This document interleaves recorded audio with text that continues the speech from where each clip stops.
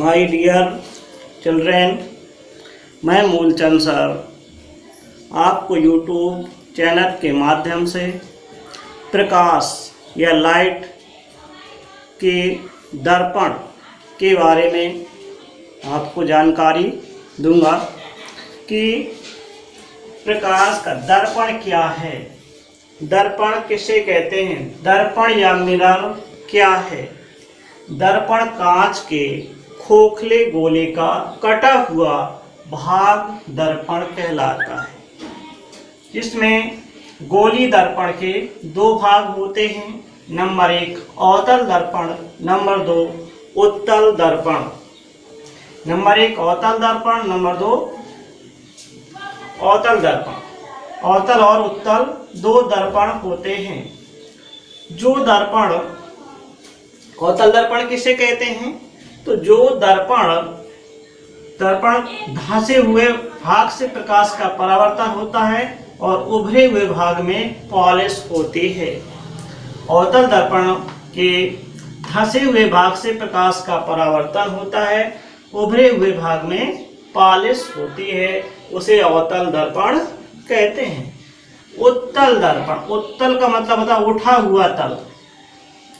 जिस दर्पण के उभरे हुए भाग से प्रकाश का परावर्तन होता है और धंसे हुए भाग में पॉलिश होती है, उसे उत्तल दर्पण कहते हैं। इसी प्रकार से दर्पण से संबंधित परिभाषाएं होती हैं, जैसे फोकस दूरी और वक्रता त्रिज्या में क्या संबंध होता है। फोकस दूरी और वक्रता त्रिज्या में क्या संबंध होता है। किसी भी दर्पण की फोकस दूरी वक्रता त्रिज्या की आधी होती है। फोकस दूरी है बराबर r/2। इसी प्रकार से हमारे दर्पण का सूत्र होता है FV/U में संबंध। क्या संबंध होता है, दर्पण का सूत्र 1/f बराबर 1/v प्लस 1/u होता है।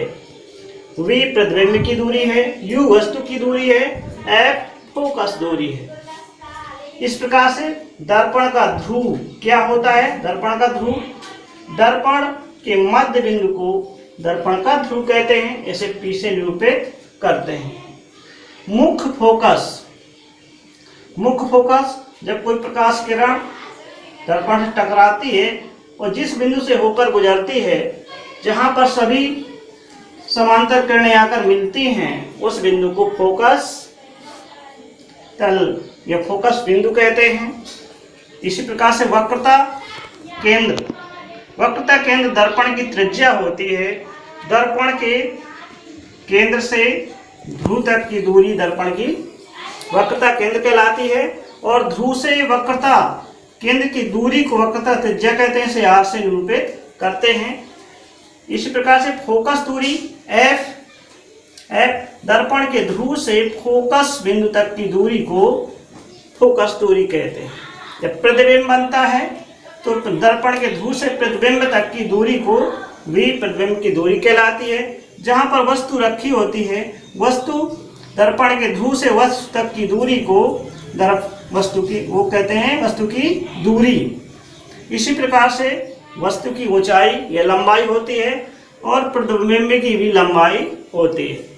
आवर्धन क्षमता किसे कहते हैं, तो किसी वस्तु की लंबाई और वस्तु की लंबाई के अनुपात को आवर्धन क्षमता m कहते हैं। आवर्धन क्षमता m बराबर I/O माइनस V/U बराबर H2/H1 यह आवर्धन क्षमता का सूत्र होता है। इसी प्रकार से दर्पण का ध्रुव P, फोकस दूरी F, वक्रता त्रिज्या R, वक्रता केंद्र C होता है, फोकस दूरी F होती है, वस्तु की दूरी U, प्रतिबिंब की दूरी V होती है। हमारे अवतल दर्पण में तीनों दूरियां माइनस में होती हैं। फोकस दूरी माइनस में होती है, प्रतिबिंब की दूरी माइनस में होती है और वस्तु की दूरी माइनस में होती है। ये अवतल दर्पण है। अवतल दर्पण, अवतल दर्पण में इसी प्रकार से उत्तल दर्पण में फोकस दूरी धनात्मक, प्रतिबिंब की दूरी धनात्मक और वस्तु की दूरी ऋणात्मक होती है। ये ध्यान रखना पड़ता है। प्रिय बच्चों, मैं आपको दर्पण के बारे में, दर्पण के सूत्र के बारे में, फोकस दूरी और वक्रता त्रिज्या में क्या संबंध है, आवर्धन क्षमता m बराबर I बटे O माइनस V बटे U और H2 बटे H1, इन सूत्रों की सहायता से हम भौतिक विज्ञान के सवाल हल कर सकते हैं। अतः मैं अगले नेक्स्ट डे में आपको दर्पण संबंधित, अपवर्तन संबंधित आपको परिभाषाएं और न्यूमेरिकल समझाऊंगा। ओके बच्चों, बाय।